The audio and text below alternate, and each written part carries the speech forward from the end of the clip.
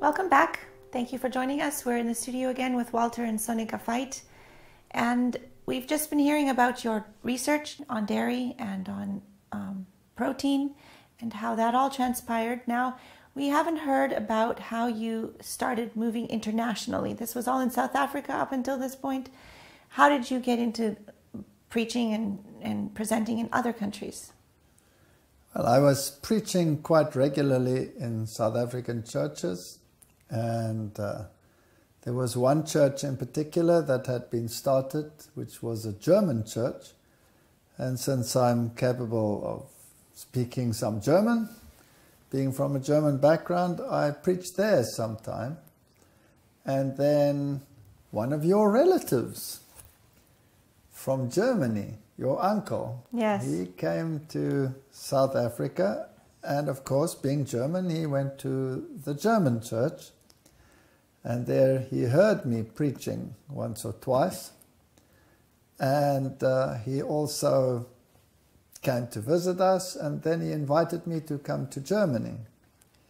But that's quite an interesting story. At that stage, we were driving around in a clapped-out vehicle that took some beholding, because we had all these financial turmoils. We were so heavily mortgaged because of the farm issue still. We didn't have money to buy a car, and of course I had to have a car to get to work and back. So what I'd done is I bought a scrap car off a scrap heap that had a totally trashed body.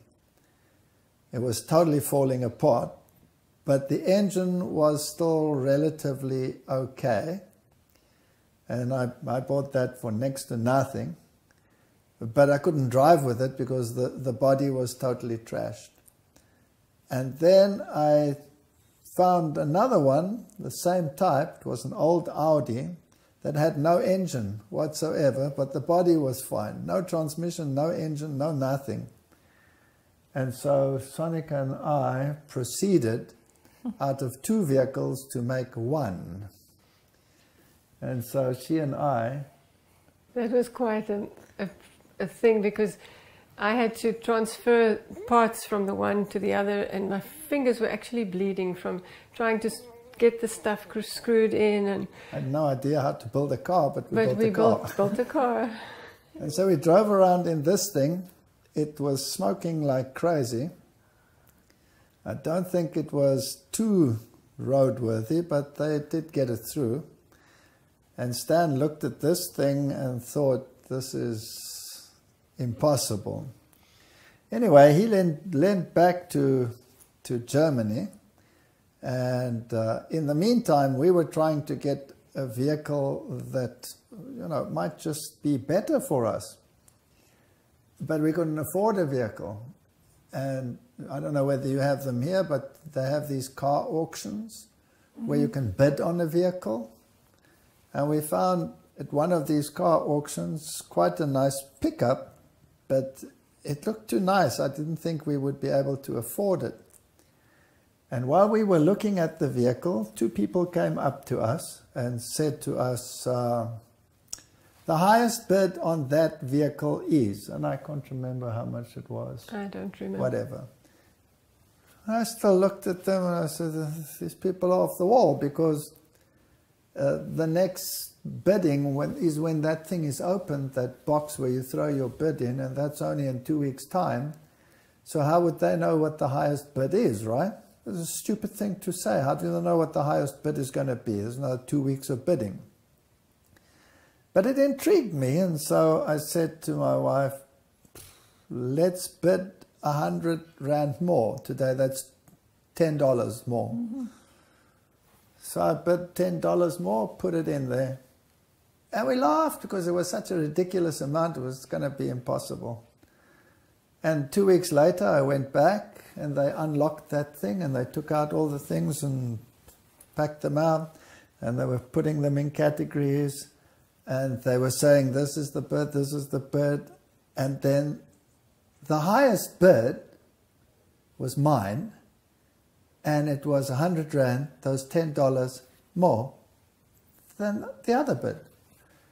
And I said, this is ridiculous. This is ridiculous. How could that person have known what the next bid is going to be when there's still this time for bidding? And so the auctioneers, they looked at the bid and they rejected the bid. They rejected it. They said, no, it's too low. It's way below the baseline that they had. And I hung around until everyone was gone, and I said, so you rejected that one? I said, that's my bid. Yes, no, you'll have to double that. I said, how do you know? Why don't you phone the people who have the minimum payment? He says, no, it's the bank. We know them. They won't take it. It's a repossessed vehicle. They won't take that bid. I said, how do you know? Why don't you phone them? And they said, no, you're wasting my time. I said, well, phone them. And they phoned. And lo and behold, the bank said, give it in. So we got that vehicle at that price, and we were overjoyed, had the old vehicle standing there. And then we had to go to Germany. And then they said to us, probably not understanding our financial position, could you pay the aeroplane ticket and you'll be reimbursed when you get to Europe? Now what? We didn't have money to buy an aeroplane ticket, and we had no assets. But we thought we'll make a plan somehow and work it out. I didn't want to tell them I don't have money to buy an aeroplane ticket. After all, I'm German and I have my pride too. And then she had a teacher's loan, which I had never paid. And at some stage we were being, this is years before, we were being sued for this teacher's loan. And so I sent them a ridiculous amount and they accepted it. And now legally, when they accept that, you can keep on paying that ridiculous amount. It was something like 20 Rand, which is $2 a month that we sent to them.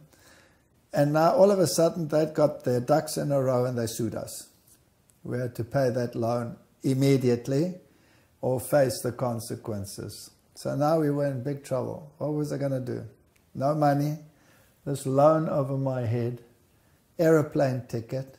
The only asset we now had is that vehicle that we just bought. And it was very painful.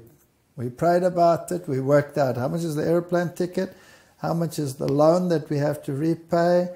Okay, that's so much. We put the vehicle in the market for that much, and within 1 hour it was gone. So I paid her loan, that was paid the airplane tickets, but now I had a crisis. Because in the university recess I was to go to Europe, and where do I get money to give her when I leave now? Because I'd spent my salary in advance already. So what am I going to do now? Am I going to go away for a month and my family is without food? So we wrestled with that, and then we got a phone call from someone who didn't know us, from a bar of soap. Where was Wish from? From at least 4 hours drive from us. Yes. Somewhere in the middle of the Karoo. And this person said to us, are you Walter Fajt? And I said, yes. And this person said, well, I had a dream. And I said, what dream did you have? She says, I had a dream I must give you something. And I'm sending my son who works in the Cape. He's going to come and he's going to give you something. I said, what did you dream? She says, no, I just dreamt that I have to give you something and I'm going to give that to you now. So I said, well, thank you very much, whatever. And then this young man arrived and he gave us an envelope. And in it was enough money to take care of the family for that month. So somebody had a dream in the middle of nowhere, and that solved that problem. But the only other problem was now I didn't have a vehicle anymore. It had been sold. So all this thing with the vehicle was to make enough profit that I didn't have to go and beg anyone for solving my crisis. So God solved those crises for me. Then I got to Germany, and lo and behold, I met with very exciting events. One of the first colleges I went to was one of our own colleges, and I was to lecture on evolution and creation, because I had a whole lecture series on that by then, of course. And the students sat in the college, and I was about to start. I was introduced, and the class representative student got up and said, "Excuse me, are you going to speak on behalf of evolution or against evolution?" Now this is an Adventist institution, right? I look at him as though he's fallen off a bus, and I say, "I'm going to speak on behalf of creation." He says, "Well, neither I nor any of us are going to listen to such rubbish.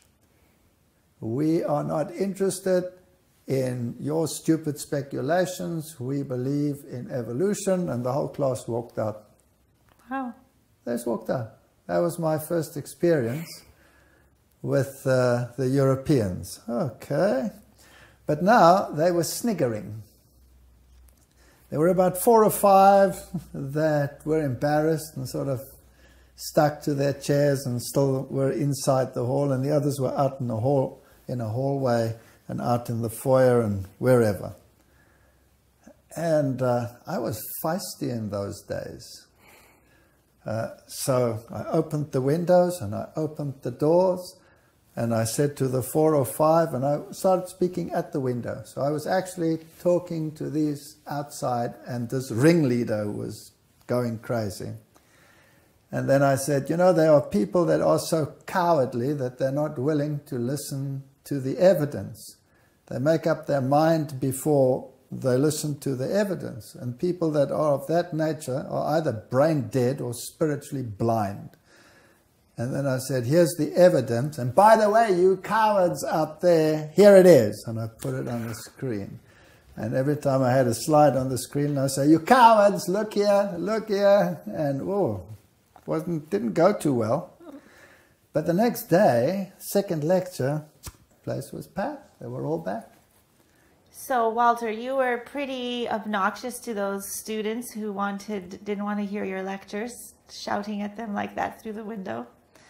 What do you think about how you handled that? Well, you see, I believe God uses you where you are.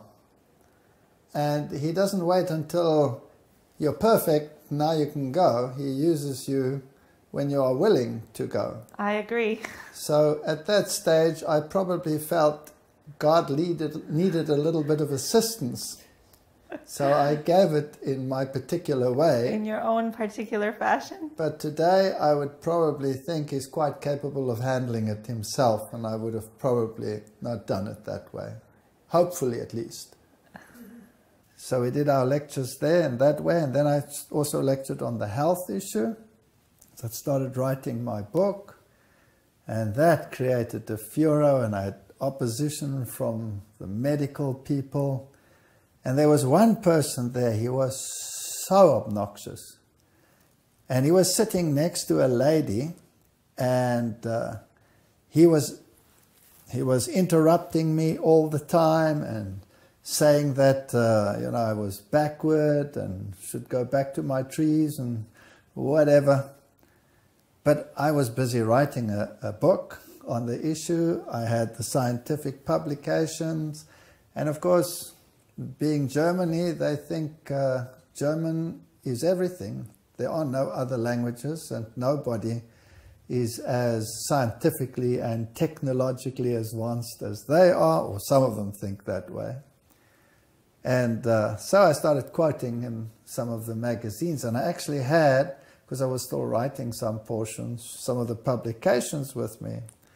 And I started getting a little bit sarcastic with him, because he would refute something, and I say, well, this is the German journal Nature. This is the best journal in the world. And here's the journal Science. That's the equivalent in the United States. And here's the journal Lancet. But you don't understand English, so I don't think you understand this modern stuff, do you? I was getting a little bit shirty.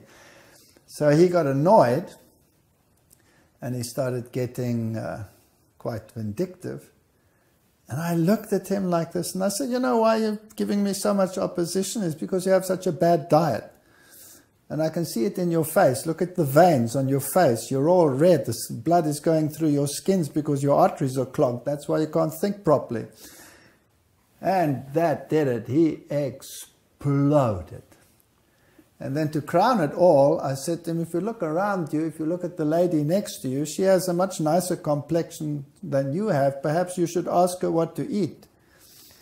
You weren't very tactful. No, but he annoyed me. He really riled me. So he threw his toys out of his cot and he left. He stomped out. I felt a little bit bad having been so forthright, but I finished my lecture without interruptions. Maybe nobody dared after that, I don't know.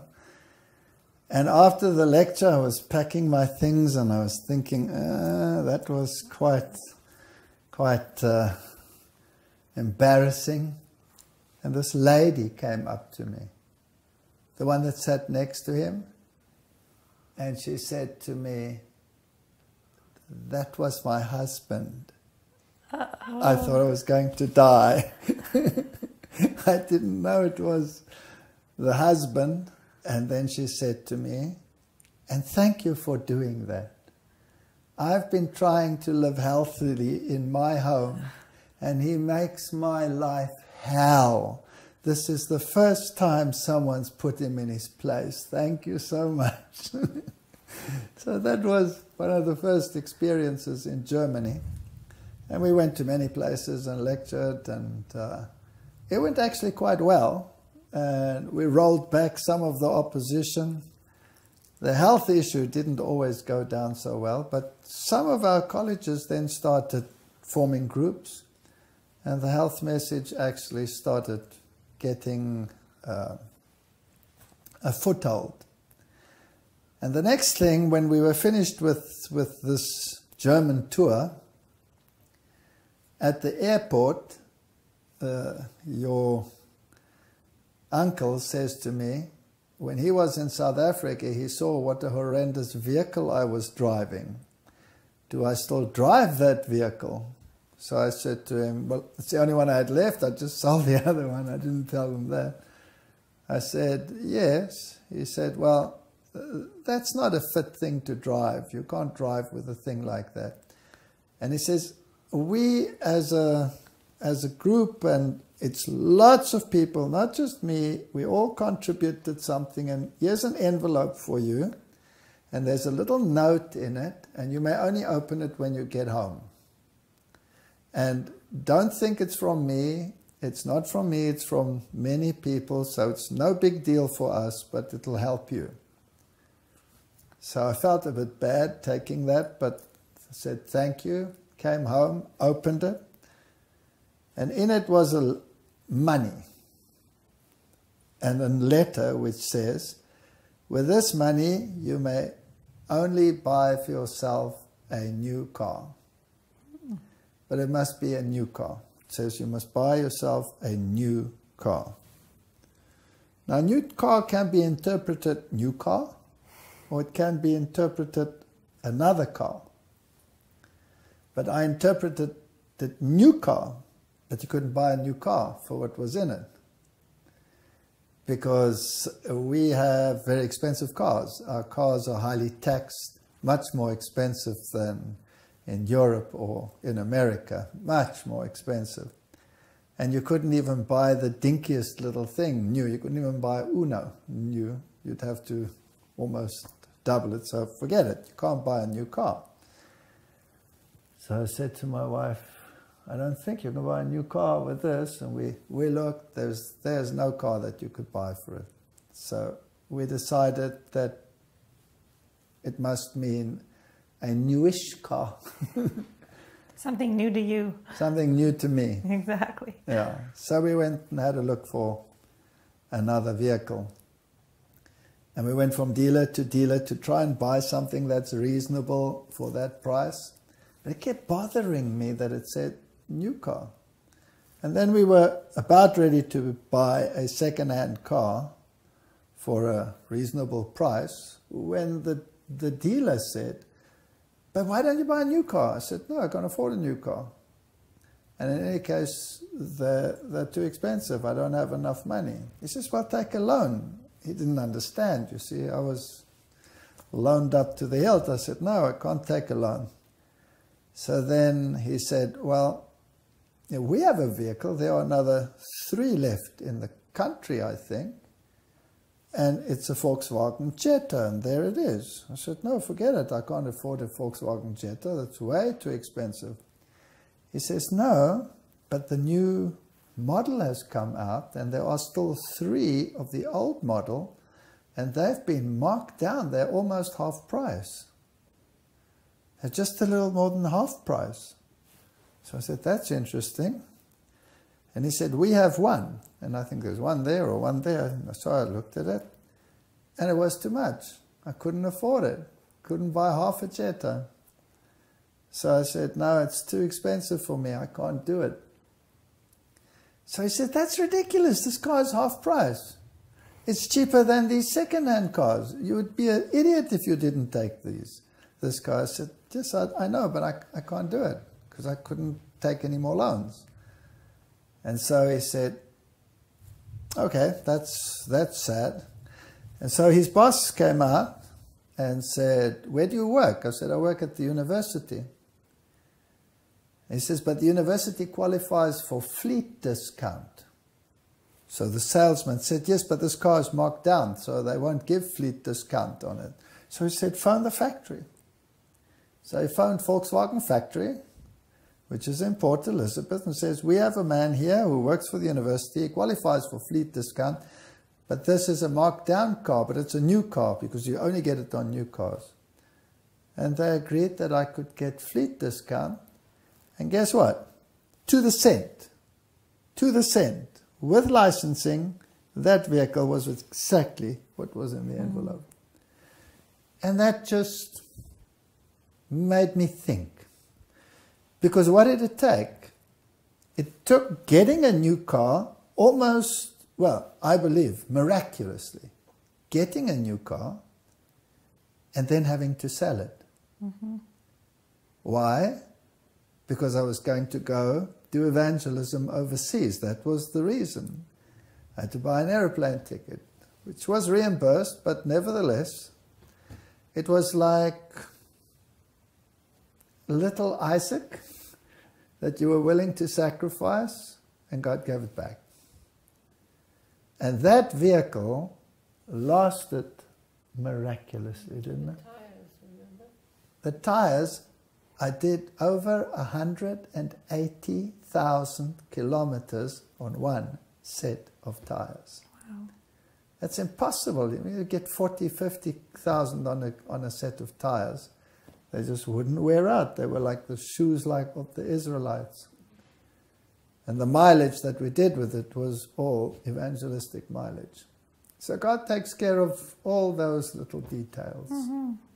And it encouraged us to constantly think, like the text says, seek ye first the kingdom of God, and all these things will be added unto you. And this was our motto from then on.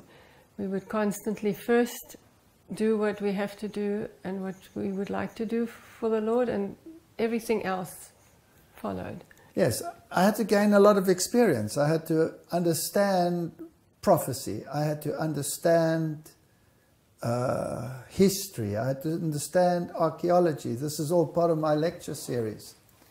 So during one vacation, somebody sponsored a trip to the Middle East, a Bible trip, which I did with Francois Duplessis. And we went through Israel and all the places. I took all the pictures that I needed for my evangelistic series that were coming up. Amongst other things, we went to Turkey to do the 7 churches, which later became one of my lecture series. And there was a Muslim tour guide who took us to the 7 churches. So we rented a bus, the whole group, and we went on this tour. And Francois Duplessis, he always has an evangelistic mindset. And so he made sure that I would sit always next to the tour guide. And the tour guide would say what is happening there in this city, in Ephesus and Smyrna and Laodicea. And as the tour guide was explaining, or as she was explaining, then I would explain the other side of the story. And she became so intrigued with this that by the end, she was like one of us. And we left for South Africa. Francois even said to her, we go to church on a Sabbath. Could she arrange that the bus takes us to church on that day? So we went to church and she attended. And then we went back to South Africa, and a little while later we got a call. She would like to find out more. So this Muslim lady with her daughter came out to South Africa. We enrolled her for a course in Helderberg, but she had no vehicle. And so this old one that we had, we gave her this vehicle, and we asked her, can you drive? Have you got a license? She said, yes, absolutely. So she got into this car, we gave her the keys, she started this thing off, and she roared off as though she was taking off. What did she do? She drove straight over the pavement. Over the pavement, almost through the garbage cans, and off at a speed. Boom, she was gone. In any case, she would regularly modify the vehicle.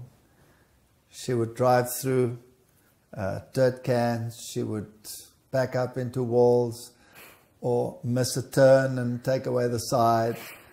And then she would come to us and she would cry, oh, I made an accident with your car. And we said, don't worry, it's an old car, just carry on. And then through the dirt bins.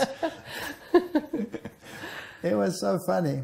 And she had Bible studies with us and with Francois.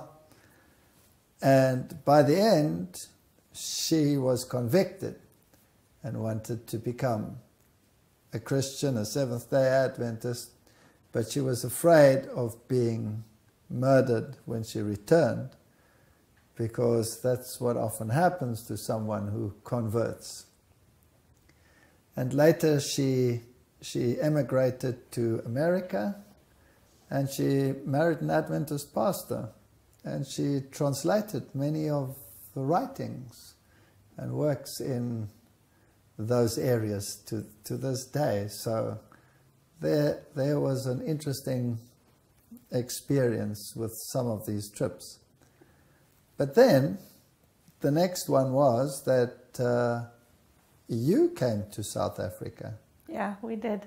Now you must tell what happened 1992. there. Well, what happened then?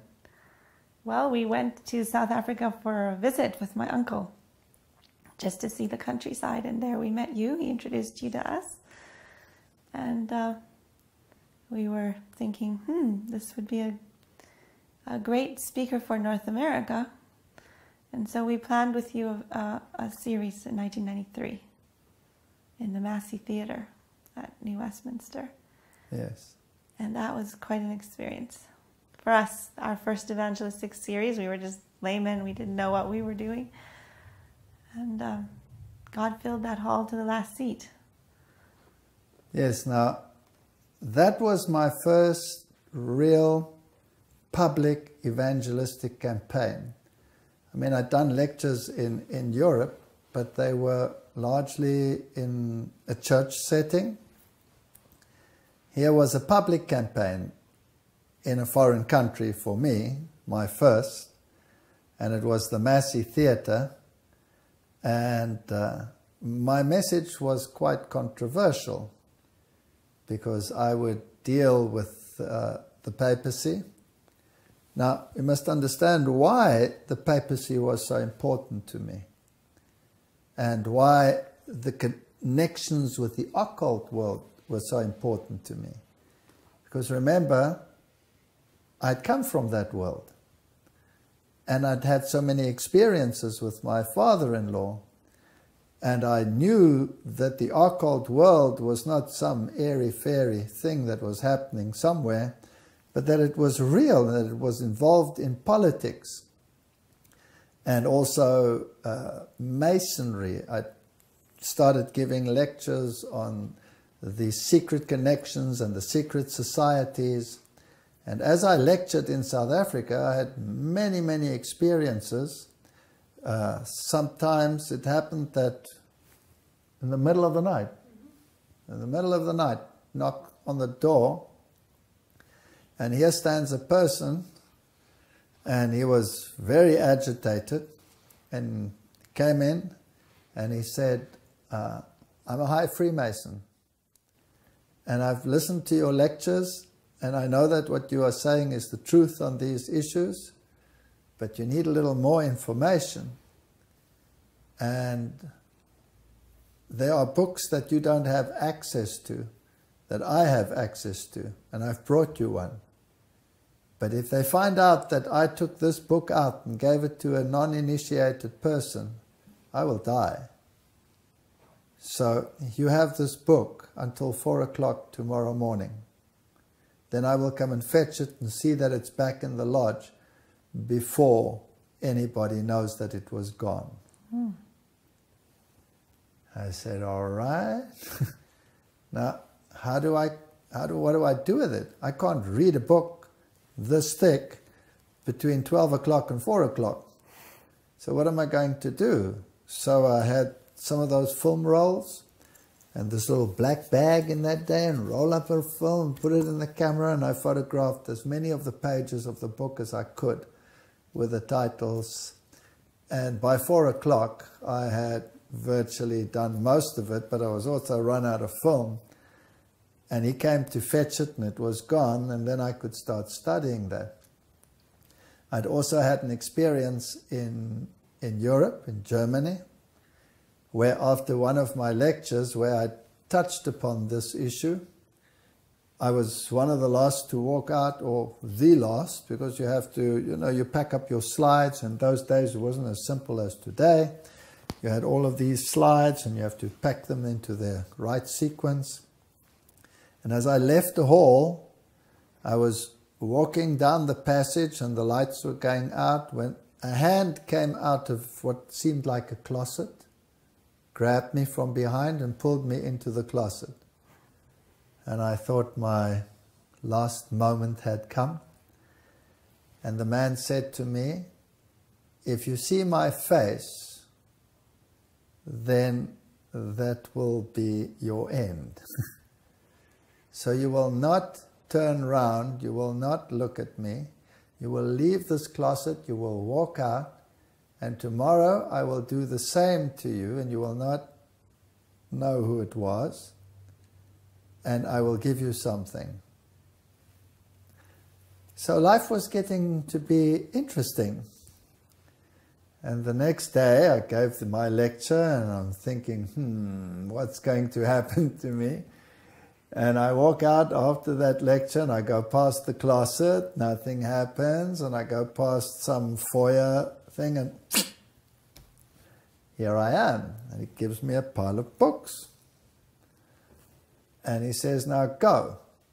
You don't know who it is. And I will fax you something. I need your number. So I gave him a fax number. And he says, you promise that when you get the fax, you cut the top off and you burn it, so that there's no sendee. I said, I promise. And I left. And this is how information started coming, one after the other. And I had so many connections. My biggest problem was always connecting the papacy, the secret societies, the Jesuits. How are they all connected? Because I knew they had to be connected, because Revelation chapter 13 had said so. And the spirit of prophecy was very clear that if you study if you study the book of Revelation, then you will know to stay clear of secret societies. And she mentions Freemasonry by name. So I knew there were connections. And I had some of the occult writings from my father-in-law, and I was studying all this stuff and putting it together. So my lectures were different from other people. They had these occult connections. And if Revelation chapter 13 says that the beast out of the sea will be the one who will be paid homage to and will control the world, and that it's spirits of demons that are doing this work, well, then this stuff is all interconnected, right? Mm-hmm. And so I was starting putting these things together, and when I got to the Massey, my first ever public campaign, this was going to be a big deal. I'd been on public campaigns, but with Francois Duplessis, I was always the sidekick. Here was something I had to do by myself, and then in a foreign land. And letters had preceded me, warning certain people that I should not talk on issues of health or something of that nature, or this or that or the other. And someone had intercepted the letter and made a copy and given it to me, so I knew it in advance. I was in trouble in a foreign land. Already I was being stabbed in the back, as it were. Get to Massey Theatre, and it seats 1,260 people. Prophetic number. That was weird to begin with. Now, the organizers had said that you'll never fill this hall, not with something like that. And it was cold, and it was wet, and it had snowed a little bit, and there was some ice, and it had melted again. Nobody thought it was going to be full, but it was packed. And the organizer said, no more people. If it gets any fuller, then we'll have to close it. This is fire regulations. And it was packed. And we did double sessions. So you did a lecture, you had a 20 or 30-minute break, you did another lecture. Yeah. Now, the only people I had contact with was the AD team. And they were in the back of the hall, and I was on the stage in the front of the hall. And I had all of these slides. And there were so many people there. And while I was starting lecturing, your city sent out tow trucks to remove the illegally parked vehicles, so everybody ran out of the hall, and then to go and see whether their vehicle is being removed. But your dad went and sorted it out and went and stood in front of the trucks, and I got to know him a little bit better. He's a feisty person. He won't let himself be intimidated very readily. And so we gave these lectures. Now, there was one interesting thing. There were rows in the Massey. There were side doors and back doors. And the Massey Theatre was packed, but there was one seat that was open. Just one. And there was always the seat in the front in the first block. And that was always open. Now, why would that always be open? That's weird, because anybody can sit anywhere. There were no seat assignment.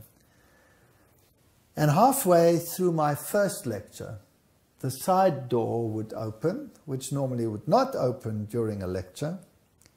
And this little fellow with Down syndrome came in. And he would walk up and down the front there, and he was very stocky, short, and his tongue hung out. And he sang. He sort of, He wasn't a nuisance. He was just there. And then he used to sit down in that chair. And I gave the whole lecture. And then everybody would go. And then I started getting into the serious topics, talking about the Antichrist, giving these Bible lectures, bringing in some of this newer information. And there was a crowd there that got very angry. At one stage, they actually ran on the stage and shouted that I am the Antichrist and that the people should get out and not listen to me. And they were very irate and very aggressive. And in between the break, they would corner me and they would be aggressive and some of them actually wanted to hit me. And there was no one to help me, because the AD team was in the back, I was in the front, there was an audience between them and me, mingling, getting up, stretching their legs in this aggressive crowd.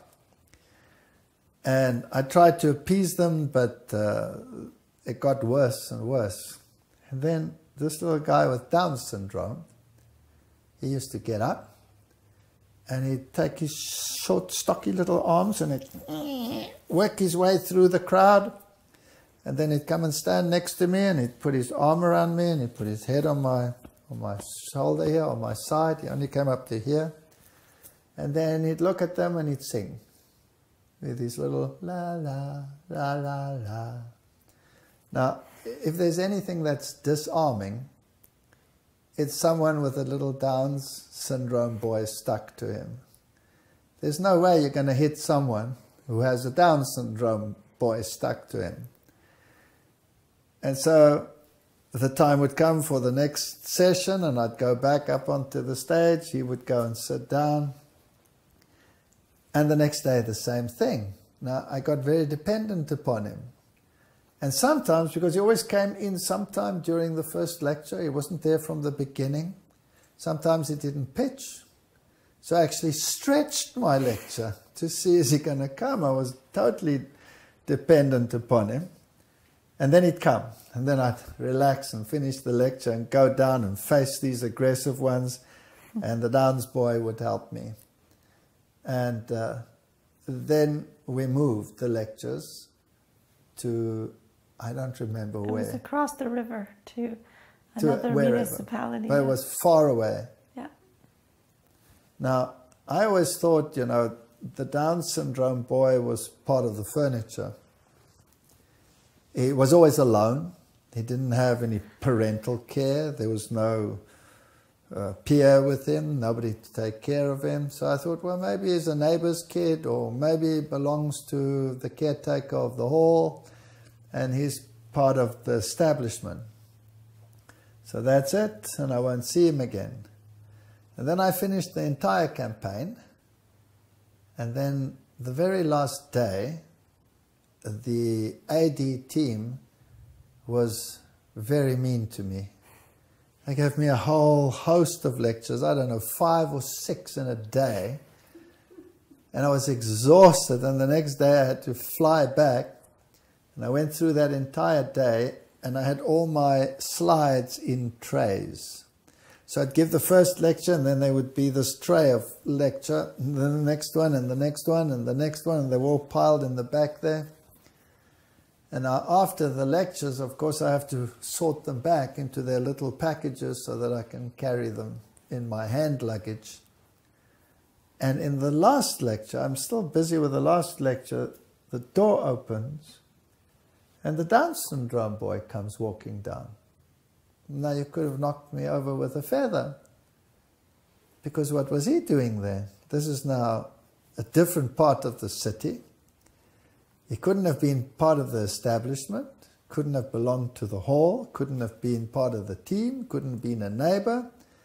And he's too Downs to have traveled by himself. What's he doing there? And he sat down in the same spot relative to the other spot.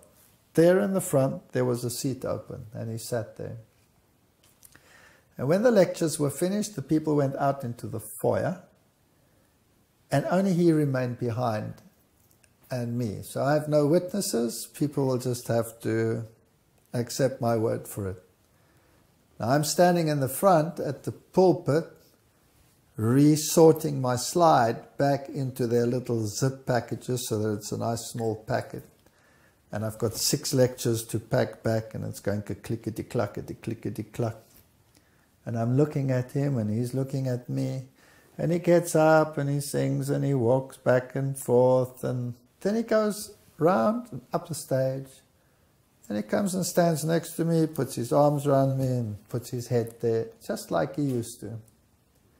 Now, it's quite awkward. There's nobody attacking me. I'm all alone. He's stuck here.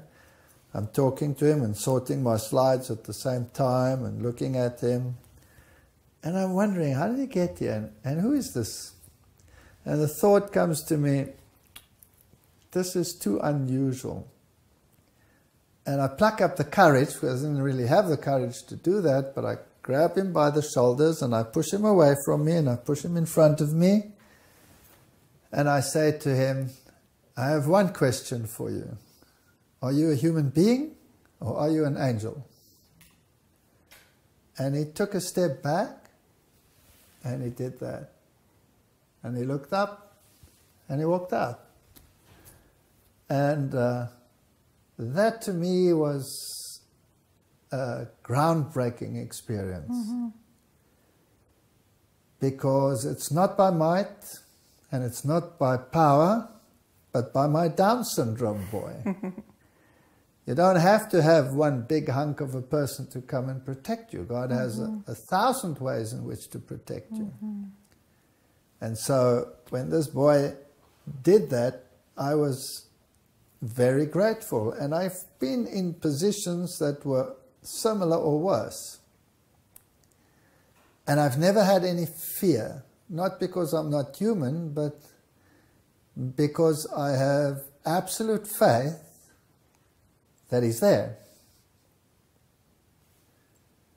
And he's not small. And he doesn't have downs. No. One stroke and everybody would be dead before him. Mm-hmm. And I was in Slovenia. And I did a series there. And they wanted to stop the series. So the Orthodox Church there has its own protectors, almost like a militia, own police force. And this militiaman, this ringleader, came onto the stage and he shoved me harshly, brutally aside, grabbed the mic out of my hand, shoved my little translator, who was a tiny little lady, her aside violently, and I got annoyed with him, and so he tried to shove me again, and I stood my ground. He ripped the mic out of my hand, and he commanded everyone to leave the hall. And the people got up. I don't know, there was about, I don't know how many, 800 people. They got up like one man and came forward and said, "You get up. Because we came to listen to what he has to say, and you're not going to tell us what to do." So he saw that he was going to be in trouble now, so he said, "I'll be back, and we will come and beat you up." So he ran out of the hall, and someone called the police, and there was quite a turmoil. And then the police arrived with over 200 policemen. And the chief of police and the whole lot were there. And the policemen surrounded the hall. And then the chief of police and his officers sat in the front row. And from then on they attended the entire series, all the lectures. And that militia did come back. And the police warned them that if they interfere with these lectures, they will be arrested. And they won't have a trial for 6 months. They will be in jail. So they better leave. Don't know what law he quoted. And that solved the problem. So I think my audience wasn't big enough. I needed a bigger audience. So the police force was summoned. Had to join, yeah. And my little Down syndrome angel was there. It was interesting, when I came into the country, they interrogated me at the airport, because I had everything in their writing and I didn't understand the writing, because it was like Russian writing, and I didn't know what it meant. So they kept asking me where I was going and who I was going to see, and I said, "I don't know, I don't know, I don't know." And this person, he was quite obnoxious, and he was pointing his rifle at me, and why wasn't I telling him what it was? And I said, "I have it in writing, you can read it." He wasn't interested. I had to tell him. And I went through this for a long time. They wouldn't let me through the airport. And finally, I don't know, I must have gone insane or something. I just got up and I took hold of him, this policeman or this border guard or whatever with his machine gun. I grabbed him by the shoulder and I said, you know what? You're asking me all these questions, you're asking the wrong person.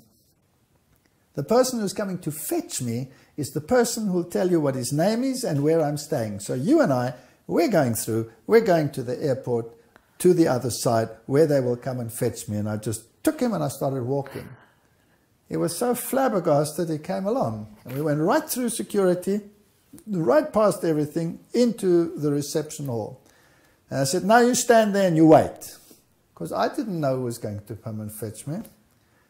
And the next minute, this person comes up and says, are you Walter Fajt? I said, yes, thank you. Here, ask your questions. That's how I got into the country. The other thing that was interesting, I can't remember whether it was that country or another country, but they got so interested, they wanted to put me on the radio. And at that stage, this massive radio station that the Russians had used in the time of the Cold War to scramble signals. So it was one of the most powerful radio stations in that area. I think they called it Novosibirsk. Yeah. That's right. And for some strange reasons, Adventists were given access to that media. And they interviewed me for hours on that, and it was broadcast to millions of people with translation. So doors just opened. It was unbelievable. Never underestimate how God works behind the scenes. No, and He has 1,000 ways to solve the problems we face. That's right. Whether it is a Down syndrome boy or a police force or whatever, He will find a way. Well, we're going to take another break, and we thank you for joining us again. And yes, we will come back again for the rest of the story.